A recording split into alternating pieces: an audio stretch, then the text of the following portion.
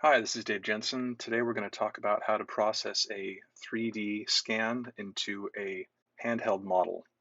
So to begin with, here we have OrthoCAD. This is a program we use to download our STL images. So in OrthoCAD, we're going to go to the export button if it doesn't show up in the box to begin with. Our export type is going to be an open shell. This will aid in processing. The format we want to have is going to be with both arches facing up, file per arch. You don't have to worry about the file format or the file selection, or the file size that is. This will be if you want to process the models with just the arches, no bases.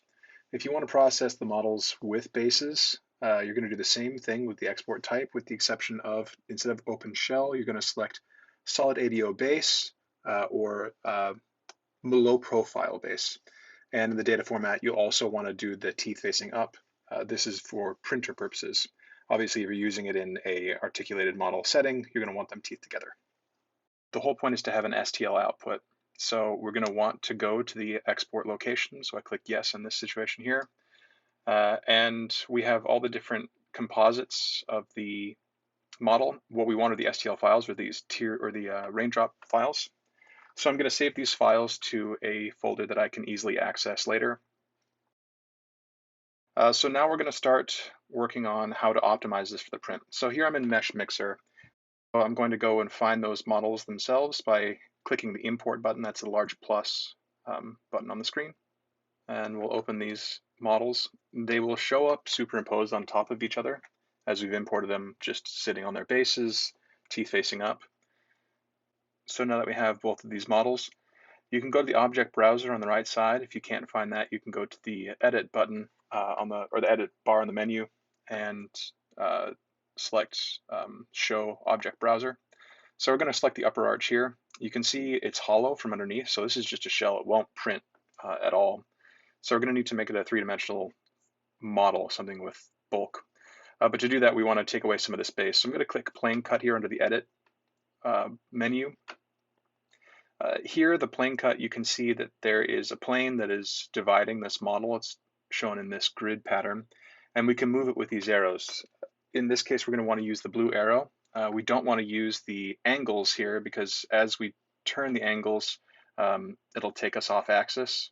So we really want to stay on the 0-degree plane if we're going to be working with a printer. I'll usually look from each direction to make sure that I'm not cutting off any teeth. Adjust that appropriately. Usually I want to get it maybe a couple of millimeters above the lowest gingival embrasure. And when we are cutting this, we don't want to do a fill because we need to extrude this model. We want to keep it as discarding half. The half that we will discard will be the half of the little blue arrow that shows below that grid. So now we've got a cut plane without the base.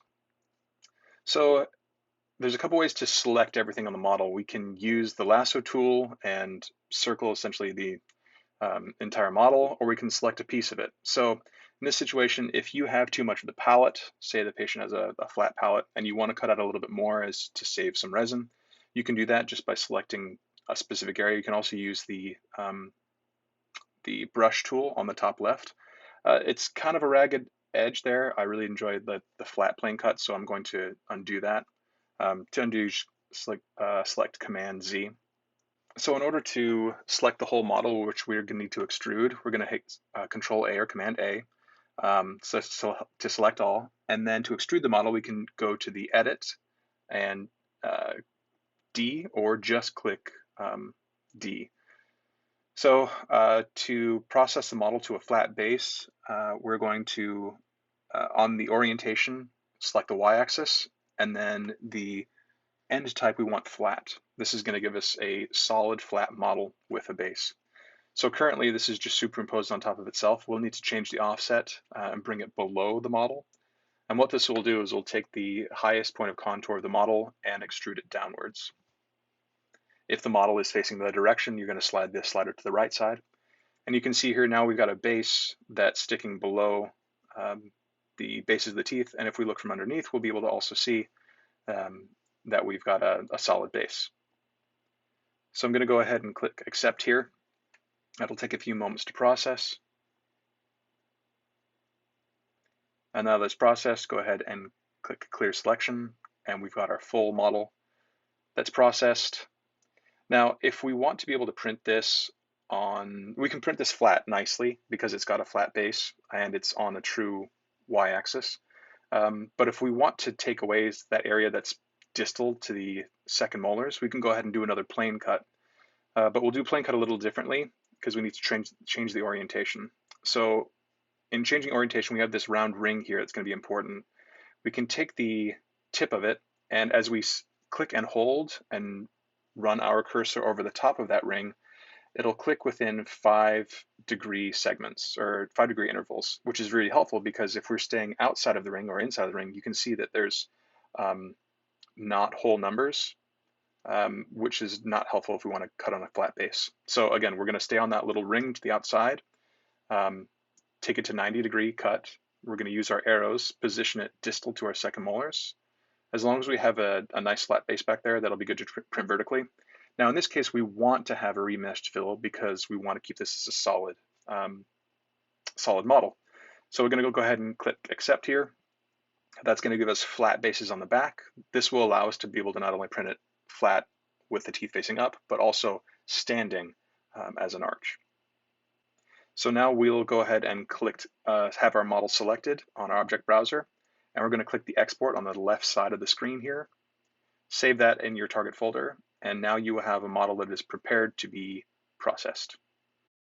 So the final step in this is slicing the model. So here we're using Sprintray software. We're working in the offline mode. And so this is the print bed we have to work with. In order to, and the models or the printer we're using is the Pro 95. Make sure you've got the correct resin, and the print height should be about 100 micrometers. So I'm going to add the model that we just processed, and that's the plus button on the left-hand side.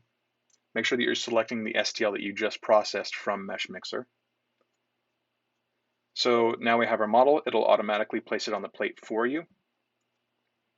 The good thing about this software is you can manipulate this as well. So you can move it along the print plate if you have multiple models that you need to deal with and you have some space issues. You can also turn them to be able to orient them appropriately on the print plate. Another thing you can do is you can put them on an angle. This is another thing for space saving reasons. The problem with this sitting right now as it is you need to have its portion of it sitting flat on the print plate. So if we wanted to print at an angle like this, we can go ahead and fix that concern. It'll tell us if it's printable or not. And as we click the fix button, it will add supports for us. This is, it can be helpful, but it is a lot of resin that's being used, and we actually already have some bases that we can use to print off of the print platform. So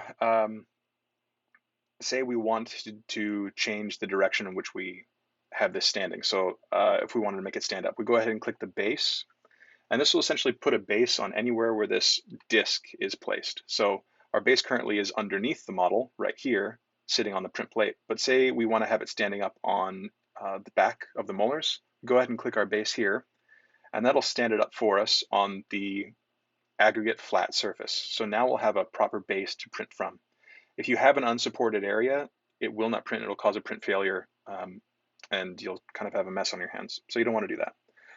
Another thing you can do in this situation, if you wanted multiple copies of the same model, you can go ahead and click copy here. And of course, you can move these in all dimensions on the print plate. As you move them around, it will keep the same base on the print plate. This is helpful if you have a lot of models on the same plate. So if we're happy with that as is, we're going to go ahead and click the print button on the right-hand side. It is printable, making sure your print job name is appropriate, and you can also note the amount of resin that's required and the time required. So that being over an hour, it's a longer print for not many models that we can print on a that's printed too tall vertically. So we can print them flat, and it'll save the amount of time for our print, as it's going to take a few seconds per each layer. And if we've got about 150 layers or so laying flat, it'll just show us less time. So here, laying flat, they show us 37 minutes, which is a reasonable time for these prints. We're going to go ahead and save our print job. and that should be the completion of the 3D processing for models from STL to sliced model formats for a Sprintray printer.